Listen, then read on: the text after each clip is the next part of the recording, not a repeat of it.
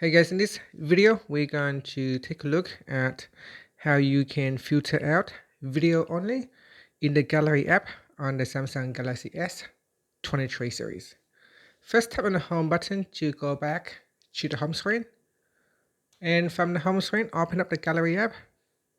And in Gallery, tap on the menu button at the bottom. From the pop-up, tap on Videos.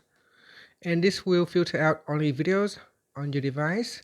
So this one will allow you to quickly locate your videos instead of having to go through all your pictures to find the videos that you want to look for. And that's it. And after, you can tap on the back key to go back to your home screen, or you can simply just tap on the home button to return back to the home screen. Thank you for watching this video.